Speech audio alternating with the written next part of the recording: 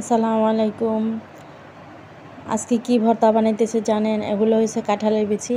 তা কাঁঠালের বিচিগুলো আমি সুন্দর করে চোখা খুলে ভাইজা এবং পাটায় বাটা শুরু করে দিছি।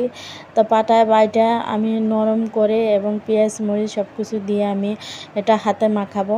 তো এই ভর্তাটা খুবই প্রিয়, এই যে কাঁঠালের বিচি। এবার আমি দিয়েছি মরিচ ভাজা, লবণ, এগুলো দিয়ে আমি ওগুলো হাতে মাখাবো। তারপরে আমি আবার পাটায় দিয়ে দিয়েছি পেঁয়াজ মরিচ এবং রসুন, এগুলো আমি পাটায় বাটতেছি। বাটার পরে আমি এখানে দিয়ে দেবো কালো জিরা। তা কালো জিরা দিয়ে আমি কালো জিরা ভর্তা বানাবো। আজকে 3 পদের ভর্তা বানাইতেছি। তো আমার খুব ভর্তা প্রিয় মানুষ আমি, আমার সবসময় ভর্তা লাগবেই। তা কালোজিরা ভর্তা, শুটকি ভর্তা এবং কাঁঠালের বিচি ভর্তা খেতে সেই স্বাদ।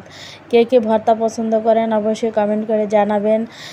একটা লাইক দিয়ে যাবেন এবং পাটা মোছা ভাত কে কে পছন্দ করেন অবশ্যই কমেন্ট করে জানাবেন। আল্লাহ হাফেজ, ভালো থাকবেন।